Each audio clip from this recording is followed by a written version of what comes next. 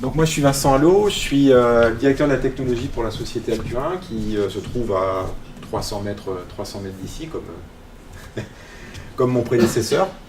Je vais vous parler ce soir des données personnelles et surtout comment les données personnelles sont gérées en dehors de l'Europe et quelles sont les conséquences lorsqu'on développe une appli, monte un business, collecte des données. Alors on m'a demandé d'essayer de tenir dans un timing de 10 minutes. Je vais essayer. Je vais essayer. Je vais vous parler rapidement des dispositifs légaux qu'on va dire qu'on est censé connaître lorsqu'on travaille dans le monde du web et en particulier lorsqu'on fait du B2C. Je vais passer très rapidement sur la RGPD, je pense que vous connaissez tous, on vous a rabâché pendant des semaines et des semaines ce que ça voulait dire. Par contre, je ne sais pas si vous connaissez ce qu'on appelle le Privacy Shield, ce qu'on appelle le Cloud Act. Qu'est-ce que M. Poutine a passé comme loi contraignante en Russie et quoi faire de tout ça lorsque on veut monter un business qui collecte un petit peu de données personnelles dans un contexte international. Alors je ne suis pas juriste. Moi, je gère de la techno, j'essaye de comprendre tous ces mécanismes, j'essaye d'expliquer sur tout ça à mes différents clients. C'est très complexe, c'est très juridique et ça change tout le temps. Donc là aussi, prenez pas ce que je vous dis à la lettre. Il y a peut-être des erreurs, il y a probablement un petit peu de vrai quand même, mais voilà, c'est pas... Je ne m'appuie pas sur des textes de loi que je connais par cœur. RGPD, je vous rappelle juste les trois piliers du RGPD, qui est un dispositif européen. Pas plus que ça. C'est déjà pas mal, mais il faut garder en tête que c'est un dispositif européen. L'accountability, donc avant, on avait en France par exemple la CNIL, qui était basée sur une logique déclarative. Dans mon entreprise, je veux mettre en place un système de vidéosurveillance, j'ai juste à faire une déclaration. Ça, c'était avant. Maintenant, avec les RGPD, ça ne suffit pas. On est dans une logique de conformité. Je mets en place un dispositif de vidéosurveillance, je dois tenir à disposition un registre, je dois prouver que j'ai bien informé mes salariés, je dois prouver que... Voilà, il y a tout un dispositif de conformité à mettre en place versus un dispositif de déclaration. Deuxième pilier important, Privacy by Design. Là où avant la finalité était juste vérifiée, là maintenant l'ensemble du processus doit être conforme. Du design, il faut qu'on arrive à prouver que lorsqu'on a développé un nouveau processus, une nouvelle application, un nouveau dispositif de collecte, on a réfléchi au dispositif de gestion des données personnelles le plus en amont possible. L'ensemble du processus doit être vérifié et conforme. Le troisième grand pilier, c'est la co-responsabilité. Là où seule la société, on va dire, lorsqu'on est dans un cadre professionnel, la société collectait des données, était responsable de cette collecte et de son processing. Là maintenant, la société et l'ensemble de la chaîne de sous-traitance doit être conforme. Donc il y a maintenant des normes qui ont été mises, qui se basent justement sur cette chaîne de valeur et qui peut entraîner certaines entreprises dans des processus extrêmement complexes. Alors, qui est concerné ? C'est toutes les entités européennes, ou non, qui traitent des données personnelles de ressortissants européens.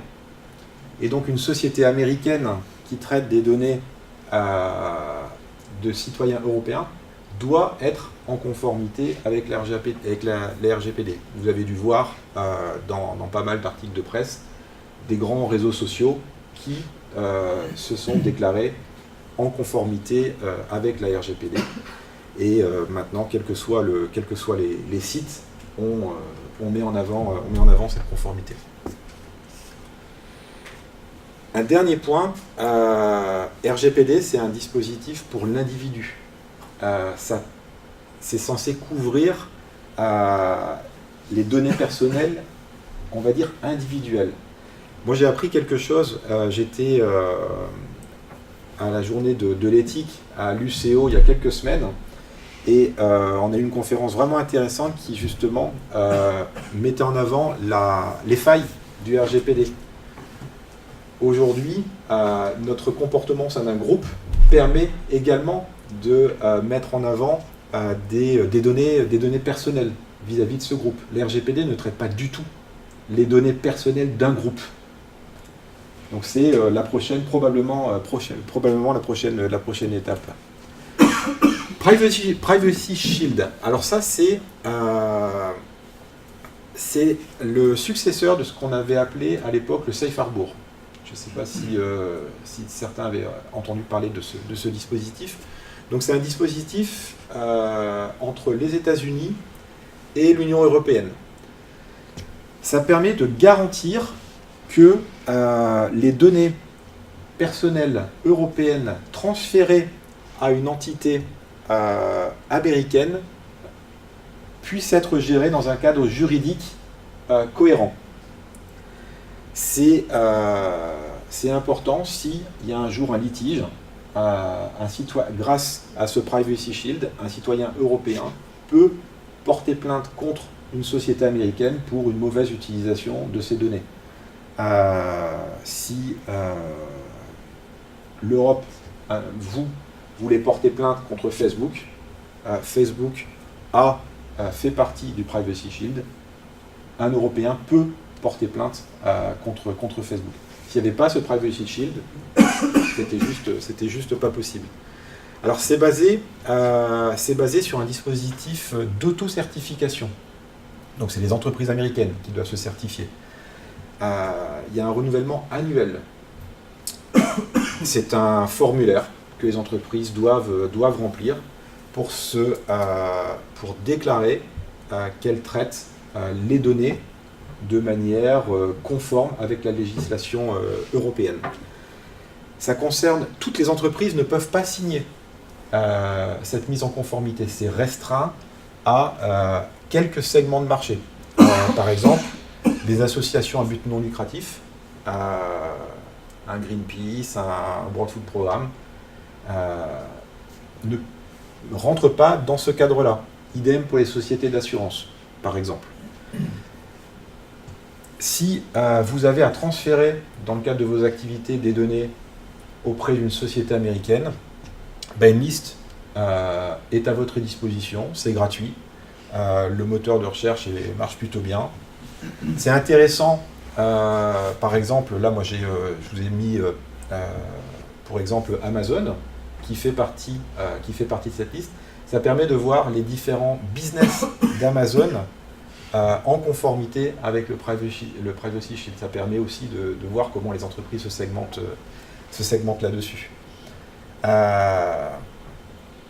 Point important, si l'entreprise américaine devient sous-traitant dans le traitement de données personnelles américaines, le cadre n'est plus valable.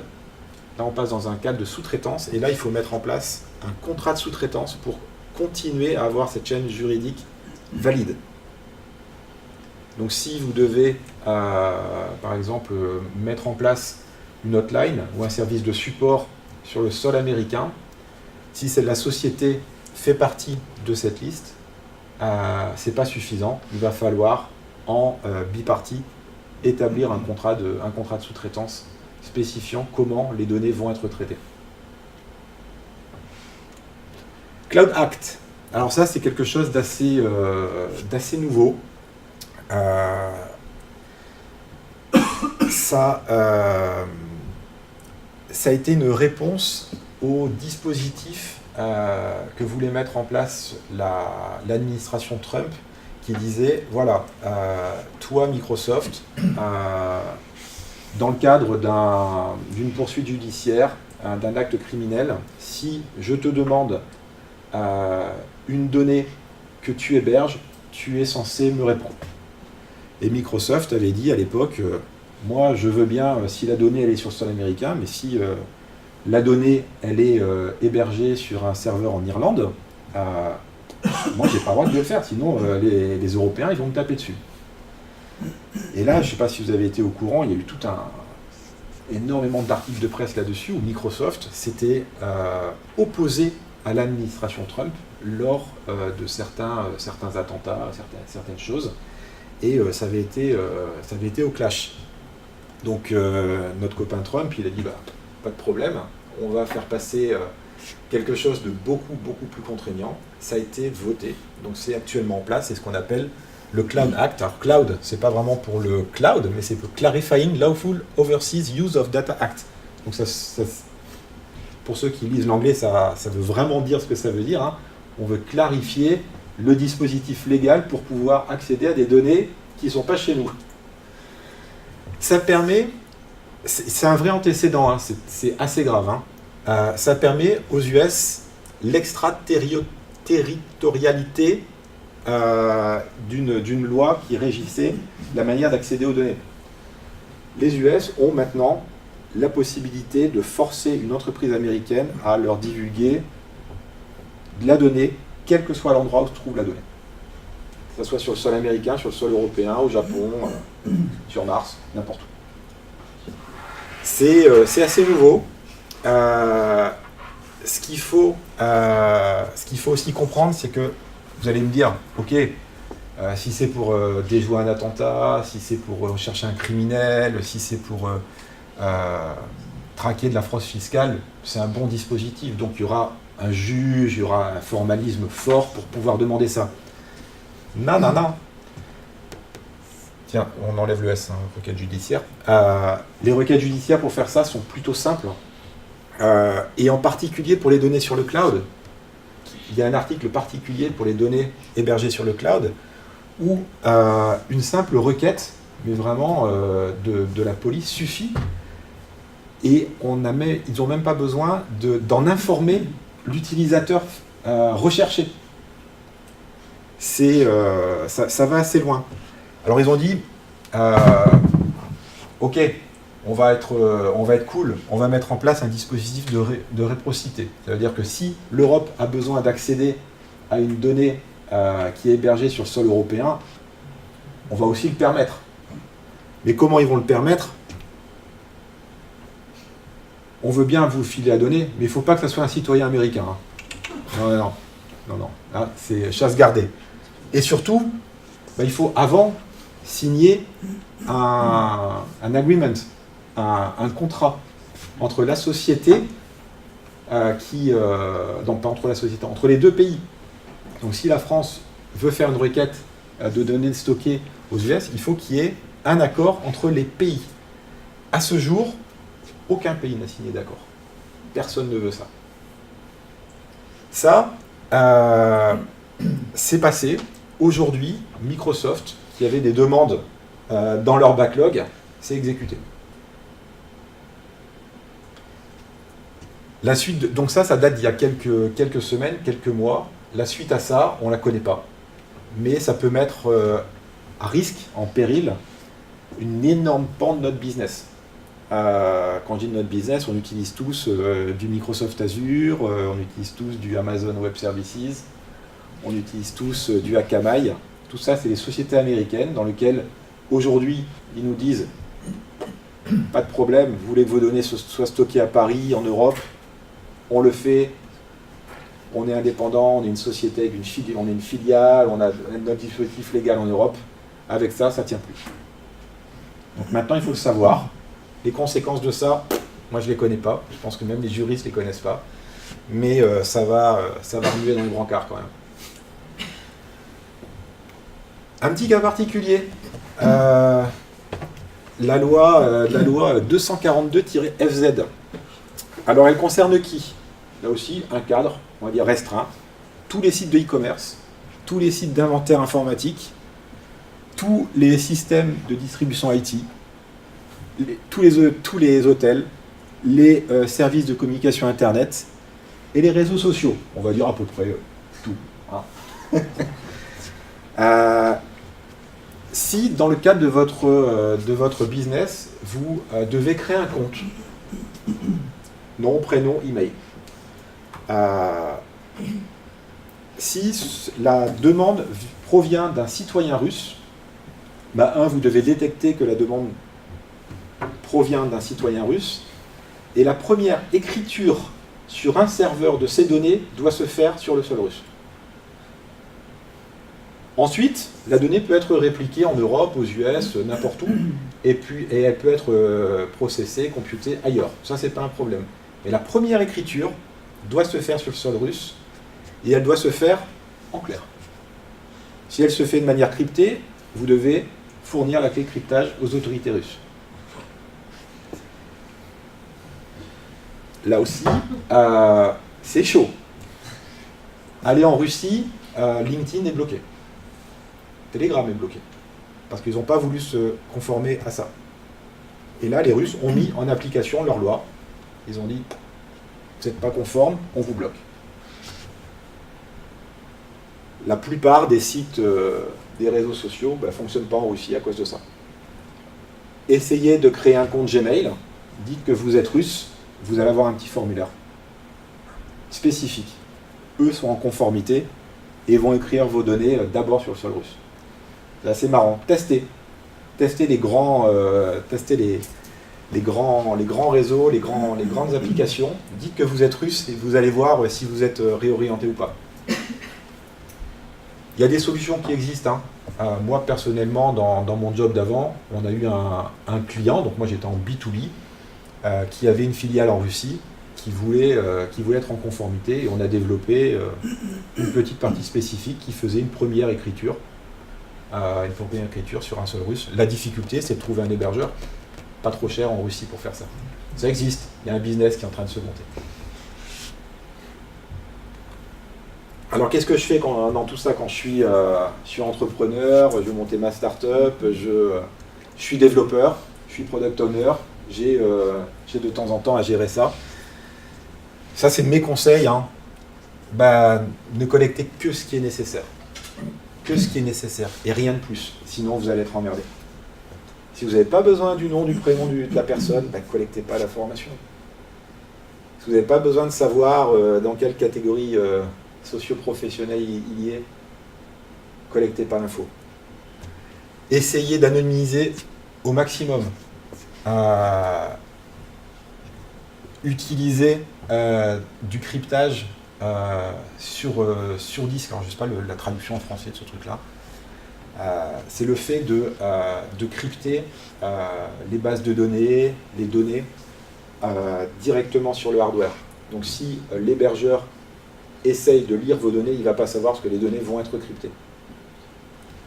La plupart des providers cloud proposent ça maintenant. Et ça, il faut absolument l'activer, c'est gratuit, ça ne mange pas de performance, et vous êtes un peu plus sécure là-dessus.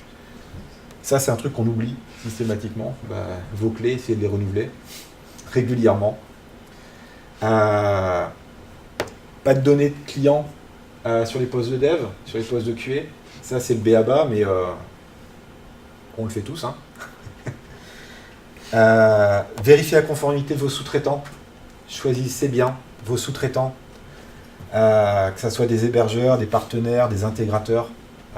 Si vous allez avoir un client qui est ISO 27001, essayez à ce que vos sous-traitants soient également ISO 27001, même si vous n'y l'êtes pas, mais au moins la plus grande partie de la chaîne peut être en conformité. À mon avis, j'ai largement dépassé les 10 minutes. Et lorsque vous faites du dev, essayez d'abstraire le traitement des données personnelles. Ça bouge tellement que les dispositifs finaux peuvent être changés. Demain, vous écrivez dans une base de données. Si après-demain, vous allez devoir écrire dans un NoSQL et après-demain encore ailleurs, au moins toute votre chaîne de traitement va être identique et seule la partie écriture-lecture va devoir changer. Abstraction. C'est ma dernière slide. Et voilà, je suis Vincent Allo, vous pouvez me contacter à peu près partout.